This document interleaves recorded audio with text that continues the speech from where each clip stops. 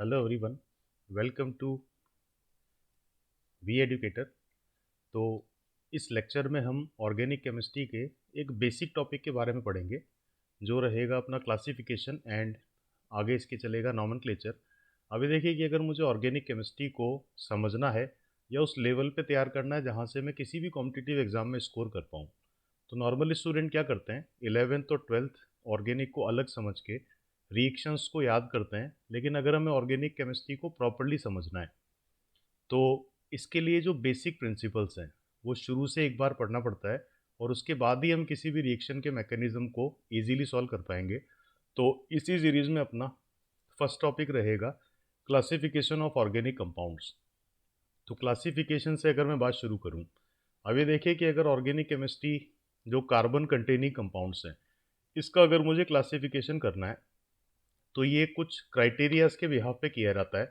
जैसे अगर मैं क्लासिफिकेशन से बात शुरू करूं तो दो क्राइटेरिया मेरे पास रहेंगे क्लासिफिकेशन प्रोड्यूस करने के, और इन दोनों क्राइटेरियाज में पहला तो मैं कंपाउंड्स का क्लासिफिकेशन करूंगा on the basis of carbon chain, कि कार्बन चेन का शेप क्या है, और दूसरा उनके केमिकल बिहेवियर के बिहाफ पे हम उनको डिवाइड कर सकते हैं। और केमिकल बिहेवियर के बिहाफ पे अगर मैं बात करूं तो ये रहेगा on the basis of functional group. तो फंक्शनल ग्रुप भी एक तरह से अलग अलग स्ट्रक्चर्स हैं जिनमें कुछ अलग केमिकल रिएक्शन करने का टेंडेंसी होता है। तो मेनली अगर मुझे क्लासिफिकेशन किसी भी ऑर्गेनिक कंपाउंड का करना है तो मेरे पास दो क्राइटेरियाज हो गए। पहला हो गया on the basis of carbon chain, और दूसरा क्राइटेरिया जो मैं यहाँ पे यूज़ करूँगा वो रहेगा on the basis of functional group. तो सबसे पहले कार्बन चेन वाले क्राइटेरिया से बात शुरू करते हैं। अब ये देखिए कि अगर मैं कार्बन चेन के नेचर पे बात करूँ तो किसी भी ऑर्गेनिक कंपाउंड में मुझे कार्बन चेन के नेचर पे अगर क्लासिफिकेशन में आगे चलना है तो एक तो मेरी पॉसिबिलिटी है कि कंपाउंड में कोई रिंग फॉर्म ना हो, एक ओपन चेन स्ट्रक्चर बने। और ओपन चेन वाले पार्ट को हम क्या नेम दे सकते हैं, एसाइक्लिक। तो पहली पॉसिबिलिटी हो गया कि ओपन चेन कंपाउंड बना। दूसरी पॉसिबिलिटी कि ओपन चेन को अगर मैं क्लोज करूं तो दूसरी कार्बन चेन का नेचर हो जाएगा क्लोज, और इन मॉलिक्यूल को कॉमनली अपन क्या नेम देते हैं, साइक्लिक। तो कार्बन चेन दो ही तरह का हो सकता है, या तो ओपन चेन होगा और या फिर साइक्लिक होगा, क्लोज चेन होगा। अब ये देखिए कि अगर मैं ओपन चेन के कुछ एग्जांपल बनाऊं, जैसे मैंने सिंपल 3 कार्बन का इस तरह का कोई चेन क्रिएट किया हुआ है, तो ये ओपन चेन है जिसको हम आगे जाके एल्केन और प्रोपेन बोलेंगे। तो ओपन चेन मॉलिक्यूल में और क्लोज चेन कंपाउंड में अगर मैं सिंपल एक स्ट्रक्चर बेस अंतर की बात करूं, तो अगर कोई रिंग फॉर्मेशन नहीं है तो ये सारे एग्जांपल ओपन चेन के हो गए। अब देखो कि अगर मैं क्लोज्ड या साइक्लिक कंपाउंड्स के क्लासिफिकेशन को आगे चलाऊं तो साइक्लो में भी रिंग फॉर्मेशन होगा जैसा इनके नाम से पता चलता है। लेकिन यहाँ पे कंपाउंड को मैं अगेन दो पार्ट में डिवाइड कर पाऊंगा, एक तो हो जाएगा होमोसाइक्लिक कंपाउंड, और एक कंपाउंड हो जाता है होमोसाइक्लिक के साथ में हेट्रोसाइक्लिक कंपाउंड्स। तो दोनों साइक्लिक हैं, लेकिन एक वर्ड मेरे पास क्या चल रहा है, होमोसाइक्लिक, और इसके कंपेरेटिवली दूसरा वर्ड मुझे यहाँ पे क्या डिफाइन करना है, हेट्रोसाइक्लिक। तो इन दोनों के नेम के बिहाफ पे अगर मैं डिफरेंस की बात करूँ, अब देखो कि सबसे पहले अगर मैं ओपन चेन स्ट्रक्चर की बात कर सॉरी साइक्लो की स्ट्रक्चर बात कर रहा हूँ होमोसाइक्लिक में, तो ये एग्जांपल मैंने लिया 3 कार्बन को अगर इस तरह से एडजॉइन किया तो ये रिंग फॉर्म नज़र आ रहा है, साइक्लिक है। इसमें मैंने 4 कार्बन को अगर इस तरह से एडजॉइन किया तो स्ट्रक्चर को देख के ये तो इजीली हम बोल ही पा रहे हैं कि ये साइक्लिक हैं।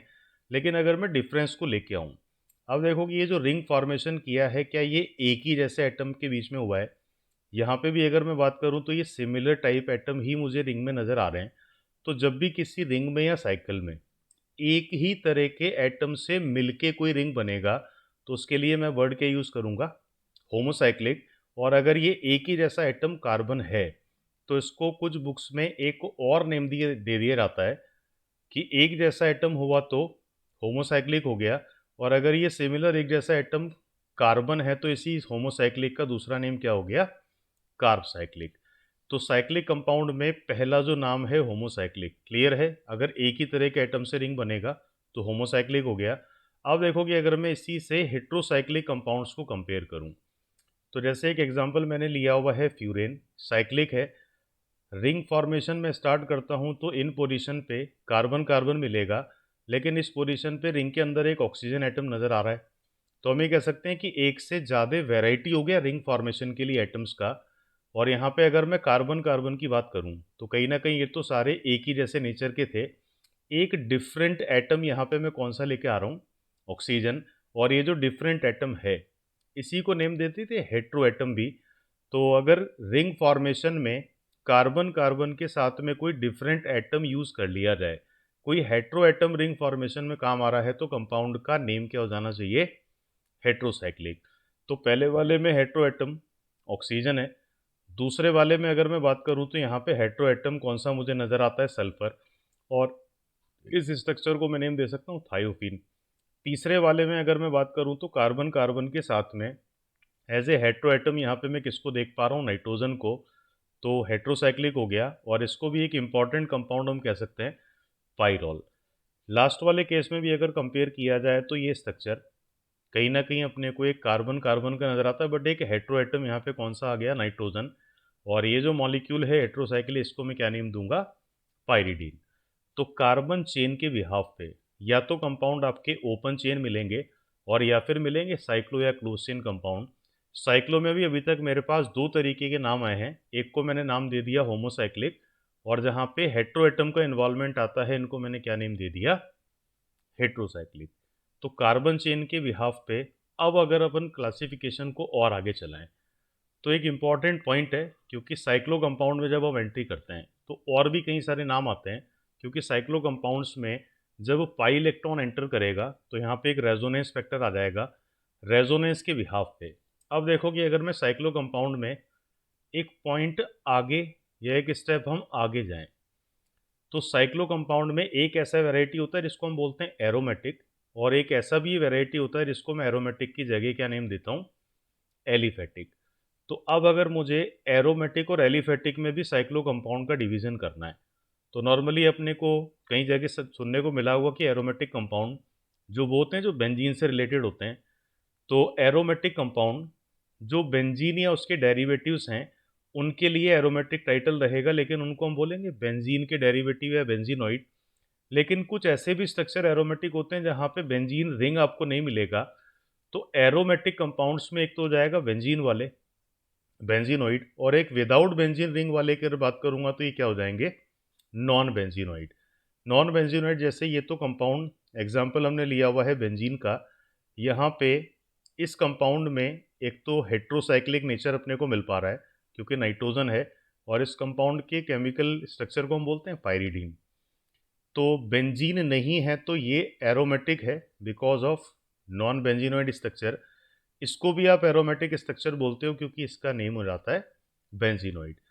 तो एरोमेटिक कंपाउंड्स हुए, नॉन एरोमेटिक हुए, एंटी एरोमेटिक हुए, ये अपने आप में एक अलग सेक्शन होता है जिसको अपन ने प्रीवियस कुछ लेक्चर्स में डिफाइन भी किया था एरोमेटिसिटी में। अब देखो कि ये जो एरोमेटिक और एलिफेटिक कंपाउंड हैं इनके डिवीज़न के लिए मुझे प्रॉपर एक आइडिया होना चाहिए रेजोनेंस के नेचर का, पाई इलेक्ट्रॉन की काउंटिंग का।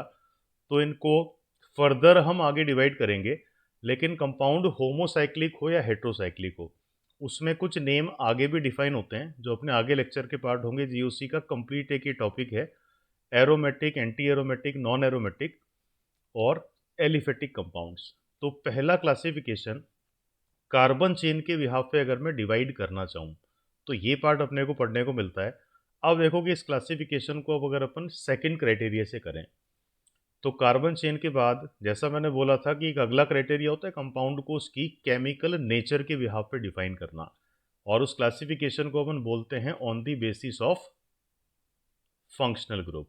तो अगर मैं कंपाउंड को उनके फंक्शनल ग्रुप के बिहाफ पे डिफाइन करना चाह रहा हूँ तो यहाँ पे एक वर्ड हमें डिफाइन करना पड़ता है, और ये वर्ड है होमोलोगस सीरीज, जिसको अपन हिंदी में बोलते हैं सजातीय श्रेणी। तो ये जो होमोलोगस सीरीज का डेफिनेशन है ये अपने आप में एक क्लासिफिकेशन बन जाता है किसके बिहाफ पे, on the basis of functional group. तो अगर किन कंपाउंड्स को मुझे उनके केमिकल बिहेवियर के बिहाफ पे, उनकी फिजिकल प्रॉपर्टीज़ के बिहाफ पे या उनके फंक्शनल ग्रुप के बिहाफ पे डिफाइन करना है तो मुझे सिंपल किस वर्ड को डिफाइन करने की ज़रूरत पड़ेगा, होमोलोगस सीरीज़। तो चलिए इसी होमोलोगस सीरीज़ की डेफिनेशन से स्टार्ट करते हैं। डेफिनेशन इसका अपन बनाते हैं। तो इसकी डेफिनेशन बनाने के लिए मैंने सिंपल एक एग्जांपल यहाँ पे एक फंक्शनल ग्रुप का ले लिया जिसको बोला एल्केन। सुनावा नाम है सबका। अब देखो कि एल्केन एक हाइड्रोकार्बन है। एल्केन में CH4 ये पहला मेंबर हो गया जिसको मैं क्या नेम देता हूँ, मीथेन। सेकेंड मेंबर की अगर मैं बात करूंगा तो एक कार्बन बढ़ेगा C2H6, इस मेंबर को मैं क्या नेम दूंगा, ईथेन। एक और कार्बन मैंने बढ़ा दिया तो नेक्स्ट मेंबर बन जाएगा प्रोपेन जिसका मॉलिक्यूलर फार्मूला हो जाएगा C3H8। और इसी तरीके से एक एक कार्बन बढ़ते बढ़ते ही एल्केन सीरीज आगे जाएगा ब्यूटेन पेंटेन तक। अभी देखिए कि मीथेन इथेन प्रोपेन हमने सामने लिखा हुआ है, इन सब में क्या क्या सिमिलरिटीज़ हैं, क्या क्या इनमें डिफरेंस है, इन सबको अगर मैं एक जगह कलेक्ट कर लूँ तो ये बेसिकली किसका डेफिनेशन यहाँ पे अब मेरे सामने आ जाएगा, होमोलोगस सीरीज। तो मैं इन सारे कंपाउंड्स में देखता हूँ कि क्या क्या इनमें सेम है और क्या क्या इन सब में डिफरेंट है। तो चलिए सबसे पहली बात करते हैं कि जितने भी एग्जाम्पल अल्केन के नेम अपने लिखे थे इन सब में फंक्शनल ग्रुप कहीं ना कहीं सेम ही है। तो होमोलोगस सीरीज में सबसे पहले जितने भी मेंबर्स हैं उन सब में क्या चीज़ सेम होना चाहिए, फंक्शनल ग्रुप, बात क्लियर है। दूसरा पॉइंट अगर मैं बात करूँ तो वो सारे अगर एल्केन है तो सारे सैचुरेटेड भी हैं। और अगर मैं किसी भी एल्केन को एक जनरलाइज फार्मूले से रिप्रेजेंट करना चाहूँ तो हर एल्केन को रिप्रेजेंट करने के लिए एक जनरल फार्मूला आता है CnH2n+2। यहाँ पे n का वैल्यू अगर आप 1 2 3 4 एंड सो ऑन आगे बढ़ाओगे तो मीथेन से लेके हायर मेंबर बनेंगे। तो पहला क्राइटेरिया है कि जितने भी मेंबर आपने होमोलोगस सीरीज में लिए हुए हैं सबका फंक्शनल ग्रुप सेम हो जाएगा। दूसरा क्राइटेरिया कि सभी जितने भी मेंबर्स आपने सीरीज में लिए हुए हैं उन सबको आप एक ही जनरल फार्मूला से एक्सप्रेस कर सकते हो। तो ये बात तो हो गई सिमिलरिटीज़ की। अब मैं आता हूँ थोड़े से डिफरेंस पे। अब देखो कि डिफरेंस पकड़ने के लिए वापस आते हैं प्रीवियस पेज पे। मीथेन से जब मैं ईथेन पे आया तो एक तो कार्बन और कितना हाइड्रोजन का डिफरेंस मुझे देखने को मिला, दो। दैट मीन्स कि मीथेन और इथेन के बीच में क्या डिफरेंस देखा जा सकता है इनकी केमिकल प्रोपोजिशन के बिहाफ पे, CH2। और जब मैं ईथेन से आगे प्रोपेन पे जंप कर रहा हूँ तो कहीं ना कहीं ये जो वेरिएशन है ये CH2 का ही मिल रहा है। तो इनको देख के मैं कह सकता हूँ कि दो लगातार या सक्सेसिव मेंबर के बीच में एक डिफरेंस आएगा CH2 का। एक कार्बन और दो हाइड्रोजन की अगर मैं बात कर रहा हूँ तो इन दोनों के मॉलिक्यूलर मास में जो डिफरेंस मुझे देखने को मिलेगा वो आ जाना चाहिए 14 ग्राम पर मोल। तो डिफरेंस दो सक्सेसिव मेंबर में CH2 का है, 14 ग्राम पर मोल का है। इसी तरीके से ये डिफरेंस हर बार दो लगातार मेंबर के बीच में सेम ही आएगा। अब देखो कि पहला मैंने बोला सबका फंक्शनल ग्रुप मुझे सेम चाहिए, जनरल फार्मूला सेम होना चाहिए। दैट मीन्स कि एक ही जनरल फार्मूला सारे मेंबर्स को एक्सप्रेस कर देगा। डिफरेंस की अगर हम बात कर रहे हैं तो हर दो मेंबर के बीच में कितने का डिफरेंस है, CH2 का, या मोलर मास में डिफरेंस आपको कितने का देखने को मिल रहा है, 14 ग्राम पर मोल। तो पहली तीन प्रॉपर्टी के बाद अब मैं आता हूँ इनमें सभी के इंपॉर्टेंट नेचर, इनके केमिकल बिहेवियर पे। तो नॉर्मली तो अपन ऐसा मान लेते हैं कि अगर फंक्शनल ग्रुप सेम आ गया तो केमिकल प्रॉपर्टी सेम ही होगी। जैसे अगर मैं अपने लिए हुए एग्जांपल एल्केन की बात करूं तो जितने भी एल्केन्स हैं ये हाइड्रोकार्बन हैं, इनको हम सैचुरेटेड हाइड्रोकार्बन भी बोलते हैं। केमिकली रिएक्ट करने का जो इनका वे है वो ऑलमोस्ट सेम ही होता है। तो इस वजह से मैं कह सकता हूँ कि जितने भी आपने मेंबर्स लिए हुए हैं सीरीज में उन सब का जो केमिकली एक्ट करने का वे है या उनकी जो केमिकल प्रॉपर्टीज़ है वो भी ऑलमोस्ट क्या होना चाहिए, सेम। क्योंकि बिल्कुल आइडेंटिकल नहीं हो सकता लेकिन ऑलमोस्ट एक सिमिलर पैटर्न मिलना चाहिए। तो सेम फंक्शनल ग्रुप हो गया, सेम जनरल फार्मूला हो गया, दो सक्सेसिव मेंबर में डिफरेंस हो गया CH2 का या 14 ग्राम पर मोल का, और सबके केमिकल एक्ट करने का वे, केमिकल प्रॉपर्टीज भी ऑलमोस्ट क्या मैं लेके चलूंगा, सेम। तो जिस सीरीज में ये चारों फीचर एक साथ जस्टिफाइड होते हैं उस सीरीज को मैं क्या नेम दे पाऊंगा, होमोलोगस सीरीज। दैट मीन्स कि ये जो एल्केन की सीरीज लिखा हुआ है मीथेन इथेन प्रोपेन, इसको मैं कह सकता हूँ ये बाय डेफिनेशन किस सीरीज को डिफाइन कर रहा है, होमोलोगस सीरीज। तो ये डेफिनेशन अपने को कई वैरायटी ऑफ प्रॉब्लम्स देती है क्योंकि चीज़ बेसिक है, लेकिन जो भी टफ प्रॉब्लम्स हैं वो कहीं ना कहीं आपके बेसिक स्ट्रक्चर या बेसिक कंडीशन से मिलके बनते हैं। आगे इसी लेक्चर में इनको अपन सॉल्व भी करेंगे। तो इन सारी प्रॉपर्टीज़ के बाद अब मैं आता हूँ ऐसी प्रॉपर्टी पे जिसको नॉर्मली इग्नोर किया जाता है अगर मैं होमोलोगस सीरीज़ की बात कर रहा हूँ। तो इग्नोर किया जाता है, दैट मीन्स की क्वेश्चंस नॉर्मल बुक्स में अपने को कम देखने को मिलते हैं, एनसीईआरटी में ज़्यादा बात नहीं होता फिजिकल प्रॉपर्टीज़ का। लेकिन कुछ इंपॉर्टेंट क्वेश्चन में कई बार होमोलोगस सीरीज के क्वेश्चन को किससे रिलेट कर दिया जाता है, उनकी फिजिकल प्रॉपर्टीज से। तो सबसे पहले मैं देखता हूँ ये फिजिकल प्रॉपर्टी क्या है, क्योंकि केमिकल प्रॉपर्टीज तो होगी, केमिकली रिएक्ट करने का तरीका। फिजिकल प्रॉपर्टीज, फिजिकल प्रॉपर्टीज जैसे कंपाउंड में मैं बॉइलिंग पॉइंट की बात करूं, कंपाउंड में मैं मेल्टिंग पॉइंट की बात करूं, या फिर उसी कंपाउंड में डेंसिटी की अगर मैं बात करूं, तो ये जितने भी नेम मैंने लिखे हैं ये सारे के सारे किसी भी मॉलिक्यूल के लिए कौन से प्रॉपर्टी हैं, फिजिकल प्रॉपर्टी। अब देखो कि अगर मुझे फिजिकल प्रॉपर्टीज को कंपेयर करने से पहले इसको डिफाइन करना हो, समझना हो, तो दैट मीन्स कि कंपाउंड की वो सारी प्रॉपर्टीज जो उसके मास पे डिपेंड होता है उनको हम क्या बोलते हैं, फिजिकल प्रॉपर्टीज। तो मास पे डिपेंड है तो फिजिकल प्रॉपर्टीज हो गया। अब देखो कि इस वर्ड को अगर मैं होमोलोगस सीरीज से रिलेट करूं, तो हम ये कह सकते हैं कि सारे मेंबर में पहला हो, दूसरा हो, तीसरा हो, चौथा हो, या ये सीरीज आगे जाएगा, तो हर मेंबर में फंक्शनल ग्रुप सेम है, जनरल फार्मूला सेम है, केमिकल बिहेवियर भी सेम है। लेकिन मोलर मास का तो सिमिलर होना पॉसिबल नहीं है, क्योंकि हर मेंबर के बीच में ये कितनी क्वांटिटी से इंक्रीज अपने आप को कर रहा है, 14 ग्राम। तो आप ये कह सकते हो कि boiling point, melting point, density ये सेम तो बिल्कुल नहीं होंगे, क्योंकि मास लगातार बढ़ता जा रहा है, सेम नहीं है। लेकिन अगर मैं दो लगातार मेंबर के बीच के डिफरेंस की बात करूं, तो ये जो डिफरेंस आपको हर मेंबर्स के बीच में मिल रहा है, क्या ये कांस्टेंट है क्या? दैट मीन्स कि 1 से 2 के बीच में 14 बढ़ा, 2 से 3 के बीच में 14 बढ़ा, और 3 से 4 के बीच में भी कितना इंक्रीमेंट मिला, 14। तो फिजिकल प्रॉपर्टी सेम तो नहीं होंगे, लेकिन जो एक वेरिएशन देखने को मिलेगा, क्या ये कांस्टेंट मैनर में देखने को मिलेगा क्या? या तो रिपीटेडली चीज इंक्रीज करेगा, और या फिर प्रॉपर्टी एक ग्रेजुअल मैनर में डिक्रीज करना चाहिए। तो पांचवा पॉइंट अपना ये बोलता है कि फिजिकल प्रॉपर्टीज होमोलोगस सीरीज में सेम नहीं होते, लेकिन उनका इंक्रीमेंट या जो डिक्रीमेंट है ये कहीं ना कहीं एक ग्रेजुअल मैनर में होगा। तो कुछ अच्छे वाले क्वेश्चंस कई बार फिजिकल प्रॉपर्टी से भी रिलेट होकर आ जाते हैं, और इन क्वेश्चंस को भी अपन शामिल करेंगे इससे रिलेटेड लेक्चर्स में। तो अब मेरे पास एक होमोलोगस सीरीज का प्रॉपर एक डेफिनेशन आ गया।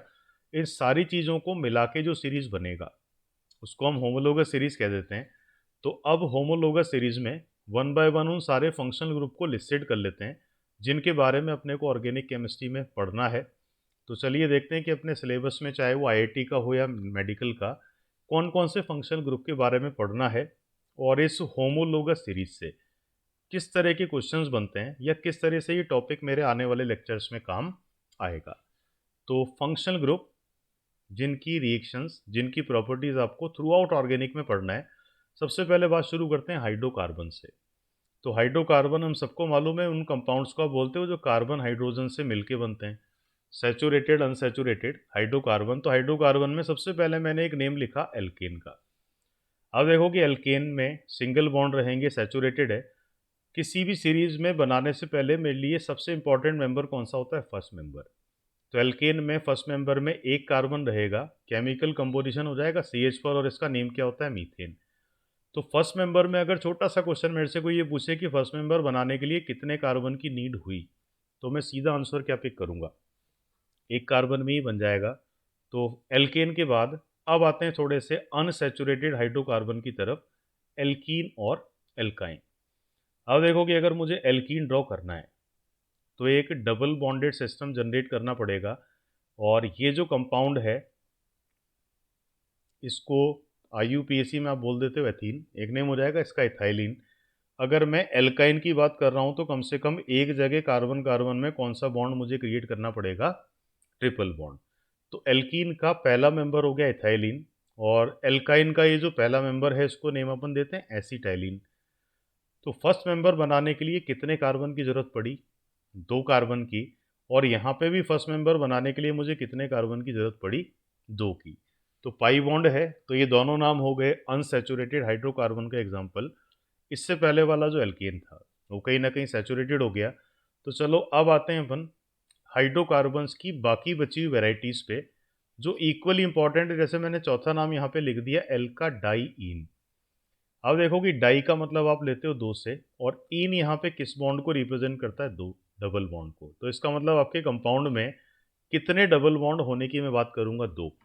तो किसी भी हाइड्रोकार्बन में दो डबल बॉन्ड हैं तो उसका नेम हो जाना चाहिए डाइईन या एल्का डाइईन। अब देखो कि जो इंपॉर्टेंट बात है, जो एक बेहद ही इंपॉर्टेंट पॉइंट माना जाता है, अगर मुझे इनमें आइसोमेरिज्म की मैं बात करूं, या फिर इनकी जब मैं जनरल ऑर्गेनिक केमिस्ट्री में इनको इंक्लूड करूंगा, तो डाइईन में ये जो दो डबल बॉन्ड हैं, जैसे पहले एग्जांपल में ये कहीं ना कहीं लगातार बने हुए हैं, तो जब दो डबल बॉन्ड लगातार होंगे तो इस डाइईन को मैं बोलूंगा क्यूमुलेटिव सिस्टम।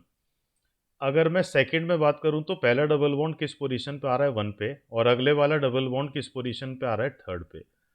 तो यहाँ तो डबल बॉन्ड आपके लगातार थे, लेकिन सेकंड वाले में देखा जाए तो डबल बॉन्ड के अल्टरनेट पोजीशन पे आ रहा है। तो जब अल्टरनेट पोजीशन पे ये डबल बॉन्ड आपको मिलेंगे तो इनको आप बोलते हो कॉन्जुगेटेड या कॉन्जुगेटिव डाइईन। कॉन्जुगेटिव डाइईन एक बहुत ही इंपॉर्टेंट ऑब्जर्वेशन होता है, क्योंकि यहीं से एक बेसिक डेफिनेशन सीधा सीधा मेरा कहाँ पे रिलेट होता है, रेजोनेंस पे। तो लगातार है तो डाइईन का नेम हो गया क्यूमुलेटिव, ऑल्टरनेट है तो डाइईन का नाम हो गया कॉन्जुगेटेड या कॉन्जुगेटिव। और मैंने जैसा बोला कि ये चीज़ें हम रेजोनेंस में आगे बढ़ाएंगे। अब देखो कि अगर मैं थर्ड एग्जांपल की बात करूं तो पहला डबल बॉन्ड कार्बन वन पे आ रहा है, और अगला डबल बॉन्ड किस पोजीशन पे आप देख पा रहे हो, फोर पे। तो ये ना तो क्यूमुलेटिव है ना ये कॉन्जुगेटिव है। इस वजह से जो क्यूमुलेटिव और कॉन्जुगेटेड नहीं होते हैं उन सबके लिए मेरे पास एक ही टाइटल रहेगा, इसको मैं क्या बोलूँगा, आइसोलेटेड।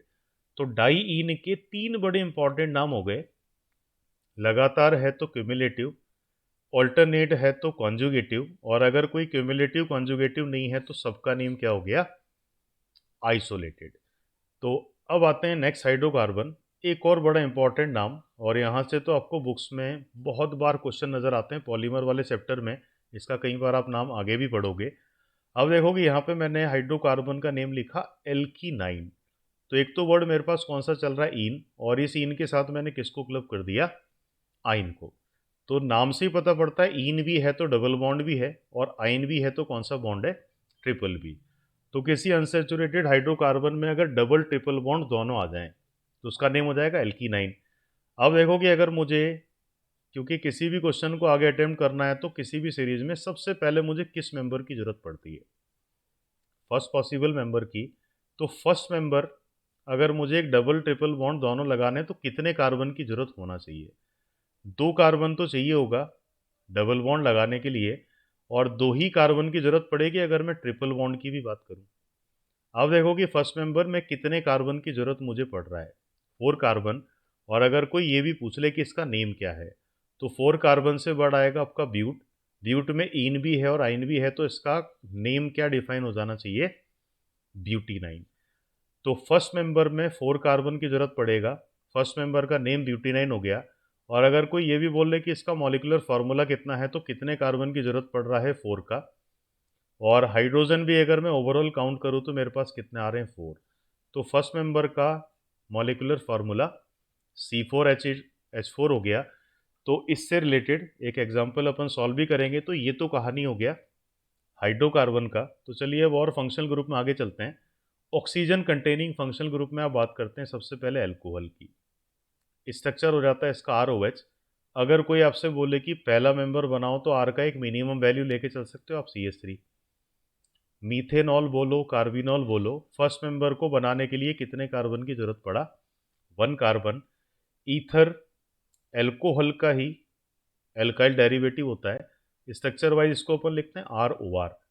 अगर कोई फर्स्ट मेंबर बनाएगा तो R का एल्काइल ग्रुप का एक मिनिमम वैल्यू में यहाँ पे लिख लूंगा मिथाइल। डाईमिथाइल ईथर एक तरह से एलिफेटिक ईथर का पहला मेंबर है, और इसको बनाने के लिए कितने कार्बन की जरूरत मुझे पड़ा, टू कार्बन। एल्डिहाइड, एल्डिहाइड का मीनिंग होता है CHO, कार्बोनाइल कंपाउंड है। अब देखो कि एल्डिहाइड में भी अगर मुझे फर्स्ट मेंबर बनाना है तो ये फॉर्मल्डिहाइड होता है, कितने कार्बन की नीड से ये बन जाएगा, वन कार्बन। अब देख कि CO ग्रुप का नेम होता है कार्बोनाइल। अगर ये मोनोवेलेंट रहा, दैट मीन्स इस पे कम से कम एक हाइड्रोजन रहा, तो इसको आप क्या बोलते हो, एल्डिहाइड। और इसी कार्बोनाइल ग्रुप को अगर कोई बाईवेलेंट बना दे तो ये एक नया फंक्शनल ग्रुप बन जाता है कीटोन। और कीटोन में बाईवैलेंसी है। बाईवैलेंसी का मतलब दोनों जगह आपको क्या चीज़ नज़र आनी चाहिए, एल्काइल ग्रुप। तो ये बाईवैलेंट है तो ये कीटोन बन गया। अब देखो कि इस कीटोन में भी अगर आपसे कोई बोले कि फर्स्ट मेंबर बनाओ, तो फर्स्ट मेंबर के लिए आपको दोनों तरफ आर का एक मिनिमम वैल्यू लेना पड़ेगा, मिथाइल। डाई मिथाइल कीटोन बोलो, एसीटेन बोलो, कोई बोले कि फर्स्ट मेंबर कितने कार्बन से बनेगा, तो आंसर आप क्या दोगे? 3 carbon. Carboxylic acid, carboxylic acid भी इस तरह के स्ट्रक्चर को आप बोलते हो। फर्स्ट मेंबर इसका फॉर्मिक एसिड हो जाएगा, कितने कार्बन की नीड से बन जाना चाहिए? 1 कार्बन। तो ये भी कुछ ऑक्सीजन से रिलेटेड ग्रुप हैं, बड़ी इंपॉर्टेंट चीज़ें इनसे धीरे धीरे करके बनता है। तो alcohol ROH, ether ROR, aldehyde CHO, ketone इसका एक बाईवेलेंट काउंटर पार्ट हो गया। कार्बोक्सिलिक एसिड आपका हो गया COO एंड OH। तो ये सारी चीज़ों के बाद अब आते हैं अपन कुछ अलग फंक्शनल ग्रुप की तरफ, जिनको बोला जाता है derivatives of carboxylic acid. Derivatives का मतलब जो कार्बोक्सिलिक एसिड के रिलेटिव्स हैं, रिश्तेदार हैं। डायरेक्टली अगर मैं कहूँ तो वो सारे कंपाउंड जो कार्बोक्सिलिक एसिड से ही प्रिपेयर होते हैं, उनसे डिराइव किए जाते हैं, उनको अपन कह सकते हैं डेरिवेटिव्स ऑफ कार्बोक्सिलिक एसिड। तो कुछ फंक्शनल ग्रुप यहाँ पे हैं जिनको आप डेरिवेटिव कहते हो। तो सबसे पहले तो अगर मैं डेरिवेटिव वर्ड को ही थोड़ा सा ईजी करूँ, अब देखो कि कार्बोक्सिलिक एसिड को अभी थोड़ी देर पहले हमने लिखा था कि CO के साथ में अगर OH कनेक्टेड है तो ये कार्बोक्सिलिक एसिड हो गया। अब अगर मैं ऐसा कोई रिएक्शन करूं कि ये जो OH है इसको किसी केमिकल रिएक्शन में किसी भी जेड ग्रुप से रिप्लेस करा दूं, तो ये जो स्ट्रक्चर बना है इसको मैं क्या बोलूँगा? डेरिवेटिव ऑफ एसिड या डेरिवेटिव ऑफ कार्बोक्सिलिक एसिड। तो ये जेड ग्रुप का वैल्यू चेंज होगा और 4 अलग अलग तरह के डेरिवेटिव मिलेंगे। उसमें से सबसे पहला नाम किसका है? एस्टर का। तो एस्टर में CO है, और अगर मैं OH की जगह जेड की बात करूंगा तो यहाँ पे क्या आ जाएगा? OR। तो जब OH की जगह OR आ गया, एल्कोक्सी आ गया, तो इसको हमने एसिड का पहला डेरिवेटिव बोल दिया जो एस्टर है। अब देखो कि एस्टर को अपन नॉर्मली अगर प्रॉपर रिप्रेजेंट करें इसकी नेमिंग में, तो एस्टर को एस्टर कहना उतना प्रॉपर नहीं होता। इसका जो पूरा नाम है वो होता है एल्काइल एस्टर। और ये जो ऑक्सीजन के साथ R है ये बेसिकली इसको ही रिप्रेजेंट कर रहा है। तो एस्टर को अगर मैं सही और कंप्लीट रिप्रेजेंट करूं तो एस्टर को एस्टर की जगह हम आगे अब हमेशा क्या बोलेंगे? Alkyl ester. और ये जो एल्काइल वर्ड है ये इस R को रिप्रेजेंट करेगा जो इधर ऑक्सीजन के साथ नजर आ रहा है। अब देखोगे फॉर एग्जांपल जैसे ये स्ट्रक्चर है, CO है, ऑक्सीजन के साथ कौन सा ग्रुप यहाँ देख पा रहे हो? CH3, जिसका नेम होता है मिथाइल। तो नजर आता है ये एस्टर है, लेकिन इसको मैं कौन सा एस्टर बोलूंगा? Methyl ester.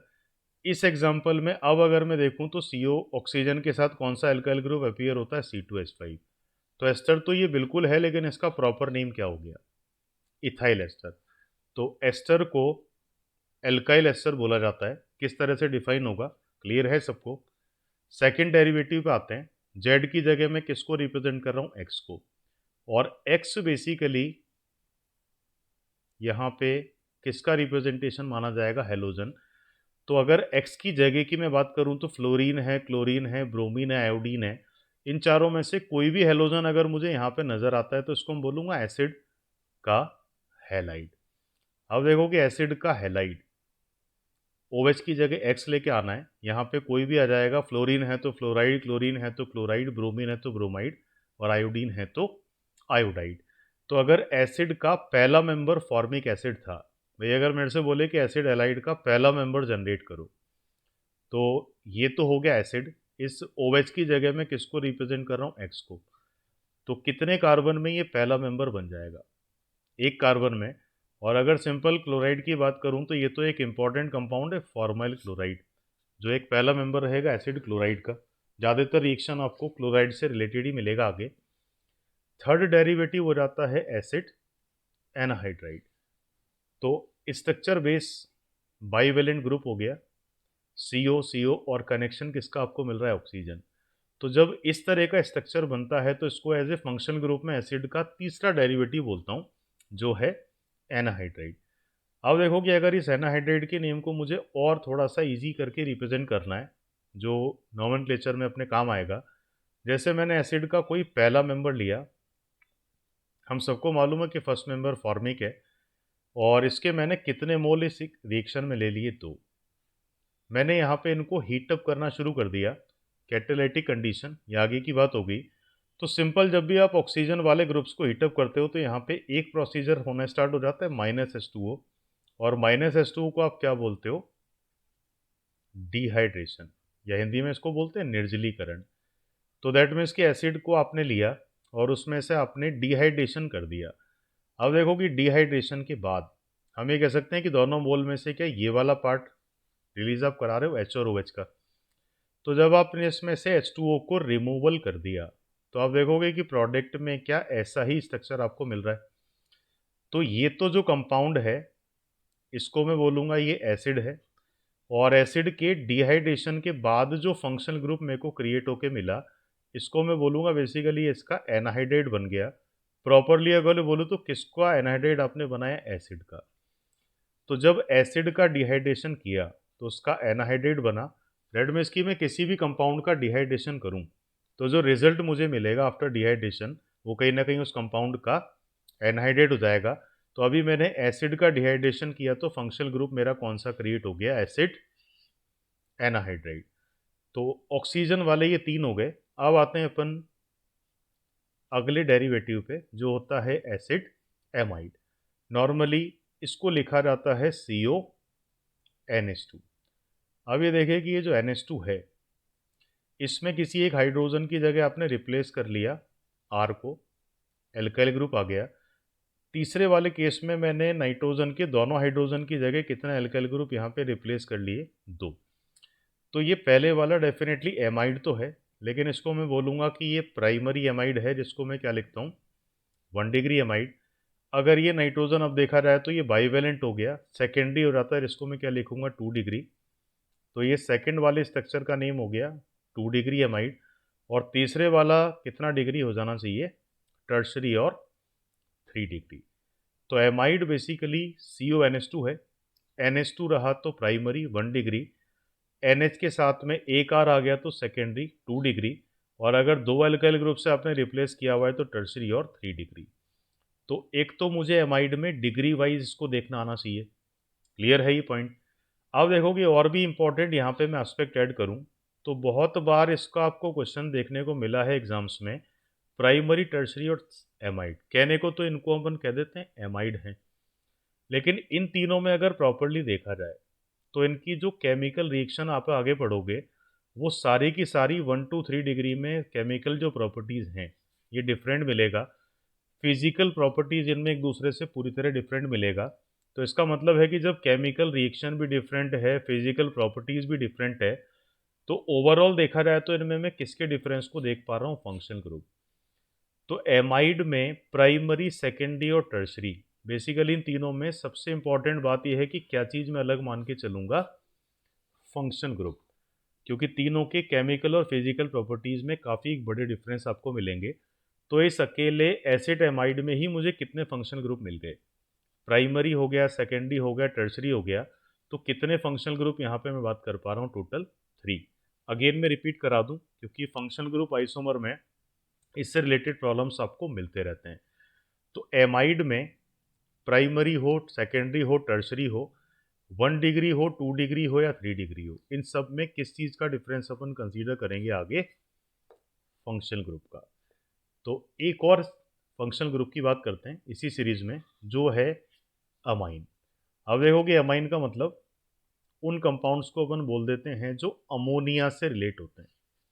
तो इस अमोनिया में हाइड्रोजन कितने आपको दिख रहे हैं? 3। किसी एक हाइड्रोजन को आपने R से रिप्लेस कर लिया तो RNH2 बन गया।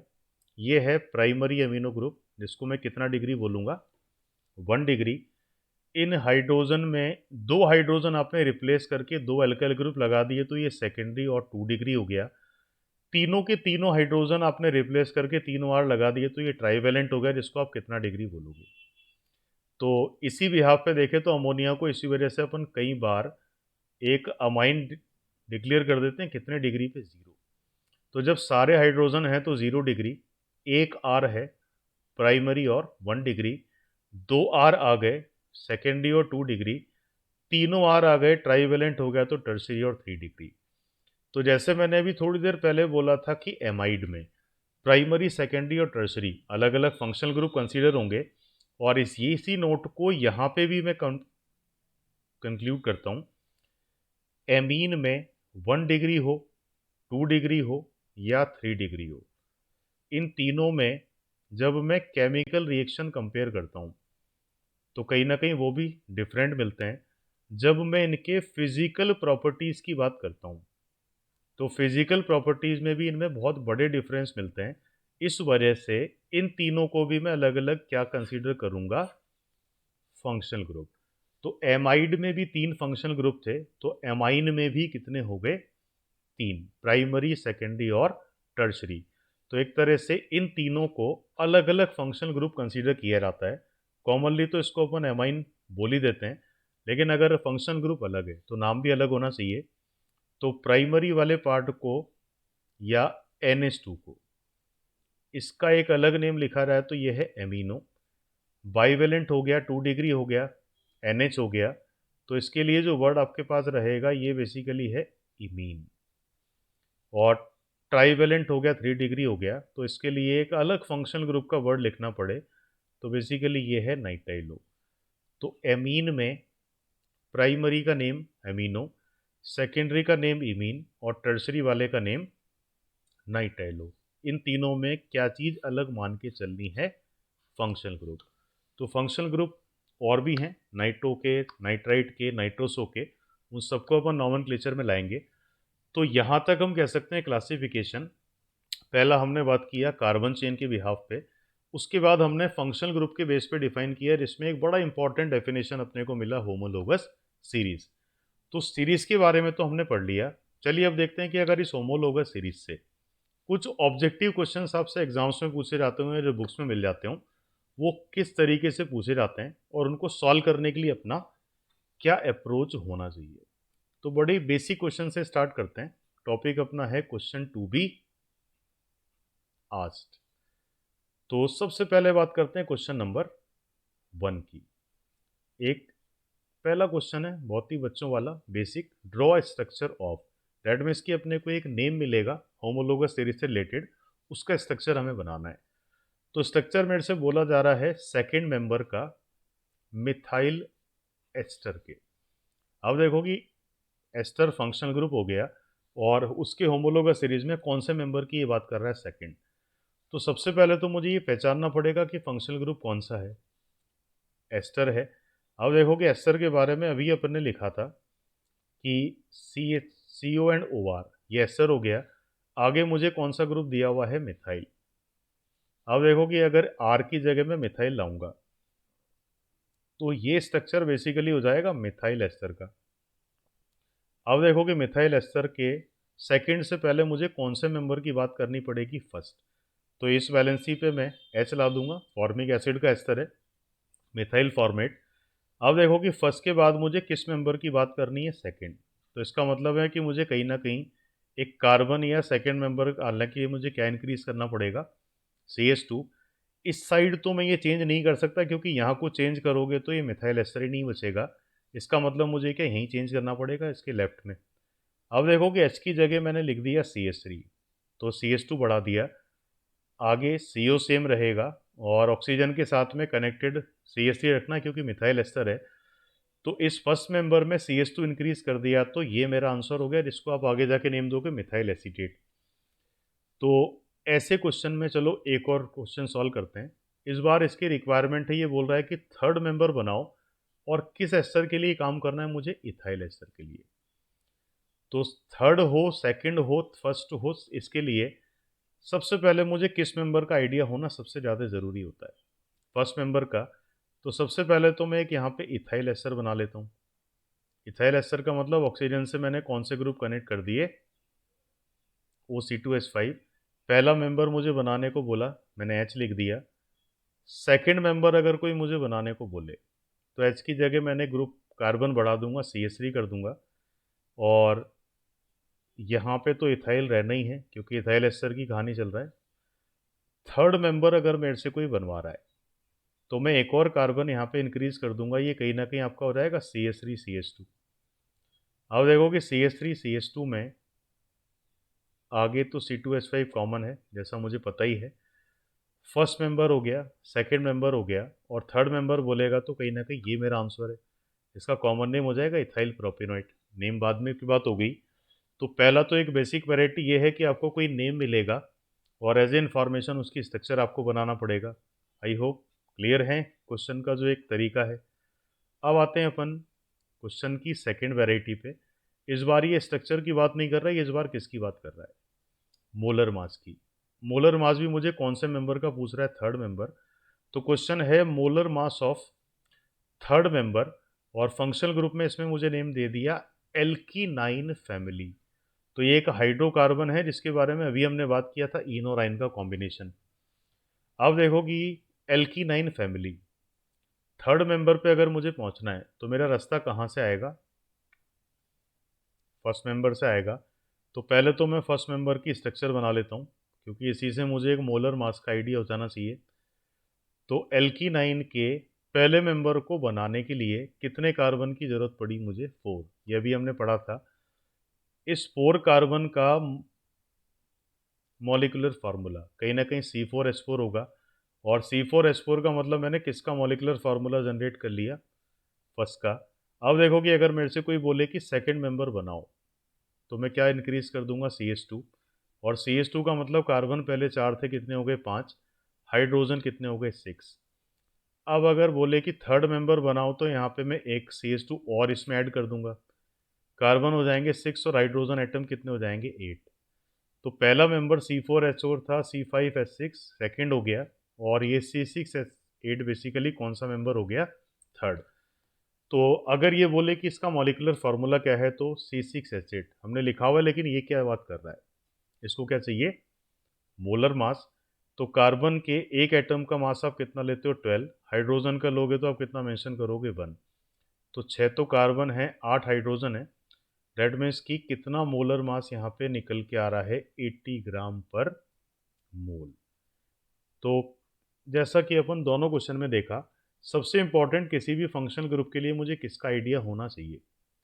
फर्स्ट मेंबर का। क्लियर है? तो चलो अब आते हैं जो एग्जाम में चीज़ें अपनी आई हैं, थोड़ा सा और लॉजिकल अप्रोच बढ़ाते हुए आंसर करना है अपने को या तो ट्रू में या फॉल्स में। दैट मीन्स एक स्टेटमेंट मिलेगा, उस स्टेटमेंट को चेक करना है कि बात सही बोली जा रही है या गलत बोली जा रही है। ठीक? तो ए और बी दो स्ट्रक्चर अपने को मिलेंगे और इसमें अपने को इस लाइन का मतलब चेक करना है कि A and B are members of homologous series. तो जो भी ए और बी में स्ट्रक्चर मिलेगा वो होमोलोगस सीरीज के मेंबर हैं या नहीं है? हैं तो ट्रू और नहीं है तो क्या टिक करना है? फॉल्स। अब देखो कि सबसे पहले ए और बी इन दोनों में हम बात करते हैं। उससे पहले मैं आपको रिकॉल करा देता हूँ होमोलोगस सीरीज का डेफिनेशन क्या हमने पढ़ा था अभी। सबसे पहले आपको देखना होता है कि जो भी कंपाउंड है उनमें फंक्शनल ग्रुप सेम होना चाहिए, जनरल फार्मूला सेम होना चाहिए, दो लगातार मेंबर्स में डिफरेंस होना चाहिए CH2 का। चौथी कंडीशन, केमिकल प्रॉपर्टीज जो हैं या केमिकली एक्ट करने का वे भी क्या होना चाहिए? Almost same. ये चारों बातें अगर मिल गई तो आंसर आपका ट्रू हो जाएगा। इनमें से अगर एक में भी दिक्कत आ रही है तो कहीं ना कहीं आंसर अपना ट्रू की जगह फॉल्स होगा। तो अब देखो कि ये फंक्शनल ग्रुप आपके पास कौन सा है? CONNH2। आप कह सकते हो कि कौन से फंक्शनल ग्रुप की बात हो गई? एमाइड की। यहाँ पे भी आपके पास CO और NH है, इसका मतलब यहाँ पे भी मैं कौन से फंक्शनल ग्रुप की बात कर पा रहा हूँ? एमाइड की। अब देखो कि NH2, इसको अभी हमने थोड़ी देर पहले क्या बोला था? प्राइमरी है कितना डिग्री एमाइड? 1 डिग्री। लेकिन अगर एक मिथाइल ग्रुप कनेक्टेड है तो ये बाइवेलेंट होकर सेकेंडरी और कितना डिग्री हो गया? 2 डिग्री एमाइड। तो 1 डिग्री एमाइड हो या 2 डिग्री एमाइड हो, इनमें क्या चीज़ अलग हो गई? फंक्शनल ग्रुप अलग हो गए। और अगर फंक्शनल ग्रुप ही अलग हो गए तो आप कह सकते हो कि ये तो होमोलोगस सीरीज के मेंबर होंगे ही नहीं। तो इनको अगर कोई होमोलोगस सीरीज का मेंबर है या नहीं है पूछे तो अपन स्टेटमेंट को क्या बोलेंगे? फॉल्स बोलेंगे। रीज़न आपसे कोई बोलेगा तो आप बोलोगे कि ये तो हो ही नहीं सकते मेंबर क्योंकि इन दोनों में क्या चीज़ डिफर कर गई? Functional group. तो इसी तरह के ए और बी के पेयर में ही ट्रू फॉल्स में आंसर करना है। चलो आते हैं अपने नेक्स्ट पे। ये आपके नीट में पूछा हुआ क्वेश्चन है। बेंजीन। बेंजीन आते ही एक दिमाग में स्ट्राइक करता है एक नेम, एरोमेटिक। ठीक? अब देखो कि ये ऑक्सीजन या OH बेंजीन से डायरेक्टली कनेक्टेड है। डायरेक्टली कनेक्टेड है तो इस पे जो लोन पेयर हैं ये बेंजीन के न्यूक्लियस से डायरेक्टली कनेक्टेड है, तो ये लोन पेयर बेंजीन के साथ कौन से इफेक्ट में इन्वॉल्व होने शुरू हो जाएंगे, रेजोनेंस में। और जब फंक्शनल ग्रुप रेजोनेंस में इन्वॉल्वमेंट देना स्टार्ट कर देता है तो उस फंक्शनल ग्रुप को आप क्या लिखते हो, एरोमेटिक। और वैसे तो इस स्ट्रक्चर के अगर मैं नेम की बात करूं तो इसको आप क्या बोलते हो, फिनॉल। सेकंड वाले कंपाउंड जो बी में दिया हुआ है इसको भी अगर एक नेम दिया जाए तो ये है बेंजाइल अल्कोहल। अब देखो कि फिनॉल और बेंजाइल अल्कोहल में मुझे चेक करना है कि ये होमोलोगस सीरीज के मेंबर हैं या नहीं है। दोनों में अगर मैं डिफरेंस की बात करूं तो आप क्या चीज़ देख पा रहे हो, CH2 का डिफरेंस है। ऐसे डिफरेंस वाले ज़्यादातर तो मेंबर होते ही हैं। अब देखो कि अगर इनमें थोड़ा सा और मैं जाऊं आगे, तो जब फंक्शनल ग्रुप का ऑक्सीजन बेंजीन से डायरेक्टली कनेक्टेड है तो रेजोनेंस में इन हो जाएगा। और अगर रेजोनेंस हो गया तो इस कंपाउंड को आप नेचर वाइज क्या बोलोगे, एरोमेटिक। अगर मैं अब बात करूं तो अब भी ऑक्सीजन डायरेक्टली कनेक्टेड है क्या बेंजीन से, एक कार्बन का गैप आ गया। इसका मतलब है कि जो ऑक्सीजन के लोन पेयर हैं ये बेंजीन के साथ रेजोनेंस में इन्वॉल्व नहीं हो पाएंगे, नो रेजोनेंस। और जब रेजोनेंस में इन्वॉल्व नहीं हो पा रहे हैं तो इसको आप एरोमेटिक नहीं बोलोगे, एल्कोहल है तो इसके आगे कौन सा वर्ड आप लेके आओगे, एलिफेटिक। तो एक एरोमेटिक नेचर है और एक एलिफेटिक नेचर। इनमें अगर मैं बात करूं तो इनकी केमिकल प्रॉपर्टीज़ बिल्कुल अलग हो जाएगा, इनमें फिजिकल प्रॉपर्टीज़ भी अलग हो जाएंगे। और इस वजह से जब भी एक एरोमेटिक एलिफेटिक का कॉम्बिनेशन बने, इनमें मैं किस चीज़ का डिफरेंस आगे देखूंगा, फंक्शनल ग्रुप का। और अगर फंक्शनल ग्रुप ही अलग है तो डेफिनेटली इनको होमोलोगस सीरीज का मेंबर कहना अपने आप में कैसा स्टेटमेंट हो जाएगा, फॉल्स। और इजी करता हूँ, फंक्शनल ग्रुप अगर बेंजीन से डायरेक्टली जुड़ा हुआ है तो एरोमेटिक बोल दो, अगर डायरेक्टली कनेक्टेड नहीं है तो इसको क्या बोल दो, एलिफेटिक। तो ये बात फॉल्स नज़र आती है। सेम थीम पे एक और प्रॉब्लम करते हैं, ए और बी। पहले कंपाउंड का नेम फिनॉल, सेकंड कंपाउंड को बोला जाता है क्रीजॉल। और अगर देखा जाए तो ये पोजीशन हो जाएगा आपका 1-2।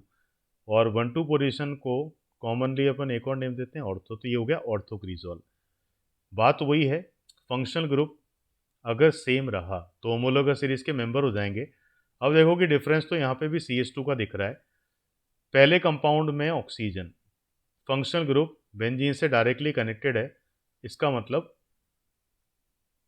नेचर क्या हो जाना चाहिए, एरोमेटिक। ये फंक्शनल ग्रुप का ऑक्सीजन अभी भी डायरेक्टली कनेक्टेड है, इसका मतलब अभी भी ये क्या हो गया, एरोमेटिक ही हो गया। इसका मतलब है कि दोनों में फंक्शनल ग्रुप क्या निकल के आ गया, सेम आ गया। फंक्शनल ग्रुप सेम आ गया तो आप ये मान के चलो कि केमिकली एक्ट करने का तरीका तो सेम ही होगा। CH2 का अंतर है ही है, दैट मीन्स कि इन दोनों को अगर मैं होमोलोगस सीरीज का सक्सेसिव मेंबर बोलूँ तो ये बात अपने आप में क्या है, ट्रू है। तो इस तरीके से कई क्वेश्चंस अपने से पूछे जाते हैं। एक लास्ट क्वेश्चन, लास्ट ऑब्जर्वेशन और लेते हैं, ए और बी कहानी वही है, होमोलोगस सीरीज के सक्सेसिव मेंबर हैं या नहीं है। तो वैसे तो अगर मैं इनको देखूं तो ये दोनों ही बेसिकली मुझे स्ट्रक्चर देख के ROR नज़र आते हैं। इन दोनों को आप क्या बोलोगे, ईथर। दोनों में डिफरेंस आपको किस चीज़ का नज़र आता है, CH2 का। चेक वही बात करना है, होमोलोगस सीरीज के मेंबर हैं या नहीं है। तो चेक करना स्टार्ट करो। ऑक्सीजन, फंक्शनल ग्रुप का ऑक्सीजन डायरेक्टली बेंजीन से कनेक्टेड है, रेजोनेंस हो जाएगा, बेंजीन से डायरेक्टली जुड़ा हुआ नज़र आता है तो इसको आप क्या बोल दोगे, ईथर तो है लेकिन कौन सा है, एरोमेटिक है। अब अगर मैं देखूं तो इस ईथर का जो ऑक्सीजन है ये बेंजीन से डायरेक्टली कनेक्टेड नहीं है क्योंकि गैप नज़र आना स्टार्ट हो गया कार्बन का। तो इस तरह के ईथर को आप एरोमेटिक नहीं बोलोगे, तो ये कौन सी वैरायटी ईथर की होगी, एलिफेटिक। और प्रीवियसली 2 क्वेश्चन में हमने बोला एरोमेटिक हो या एलिफेटिक, सब कुछ अलग हो जाता है तो इनमें क्या चीज़ अलग हो जाती है, फंक्शनल ग्रुप। और जब फंक्शनल ग्रुप ही अलग हो गया तो ये तो होमोलोगस सीरीज के मेंबर हो भी नहीं सकते, ऐसा स्टेटमेंट क्या हो जाना चाहिए, फॉल्स। तो यहाँ तक हमने बात किया क्लासिफिकेशन ऑफ ऑर्गेनिक कंपाउंड्स का। नॉमनक्लेचर हो या GOC में आगे जाने के लिए बहुत इंपॉर्टेंट है कि हम होमोलोगस सीरीज को या कार्बन चेन के बिहाफ पे क्लासिफिकेशन को अच्छे से समझें। तो ये एक बहुत ही इंपॉर्टेंट पार्ट आप मान के चलो, ये सबके लिए है, किसी भी स्टेज के लिए, चाहे हम IIT में हैं चाहे मेडिकल में, क्योंकि ये सब चीज़ें कॉमन हैं। जनरल ऑर्गेनिक इनको आप बोलते हो। 11th के स्टूडेंट्स बिल्कुल उनके लिए सिलेबस में भी है, इसी तरीके से पढ़ना चाहिए, 0 to लास्ट। ट्वेल्थ वाले स्टूडेंट को भी ऑर्गेनिक को समझने के लिए यहीं से स्टार्ट करना पड़ता है, फर्स्ट चैप्टर से, और कॉम्पिटिटिव एग्ज़ाम के लिए भी ये सारे पार्ट हैं। तो आई होप ज़्यादा से ज़्यादा स्टूडेंट्स इन वीडियोस को देखें, अपना ऑर्गेनिक केमिस्ट्री से स्टार्ट करें कॉम्पिटिटिव पॉइंट ऑफ व्यू से। आगे भी सीक्वेंस में आपको हर टॉपिक का वीडियो मिलेगा, क्वेश्चंस मिलेंगे साथ में, और टेलीग्राम चैनल पे आप सब्सक्राइब कर सकते हैं उसको। इवन आप वी एडुकेटर का यूट्यूब चैनल सब्सक्राइब कीजिए। फिजिक्स और केमिस्ट्री में इतना अच्छा मटेरियल, इतने अच्छे थ्योरी लेक्चर्स, साथ में क्वेश्चंस का बैकअप आपको मिलेगा कि अगर हम सिंपल इसको भी अटेम्प्ट करते हैं तो इसके बाद अपने को बहुत ज़्यादा कुछ अलग से करने की ज़रूरत नहीं है। तो आप इनको लाइक करो, सब्सक्राइब करो, और कोई भी प्रॉब्लम्स आते हैं, डाउट्स आते हैं, कमेंट बॉक्स में आप मुझे लिख के दे सकते हैं। टेलीग्राम के सब्सक्राइब जो चैनल का लिंक है वो आपको वीडियो के साथ मिलेगा, उसको क्लिक करके आप ऐड करिए, उसमें क्वेश्चन बैंक इंपॉर्टेंट इन्फॉर्मेशन आपको मिलता रहेगा आगे का। लाइव लेक्चर्स भी आफ्टर दिवाली स्टार्ट होंगे फिजिक्स केमिस्ट्री के। तो all the best, thank you students.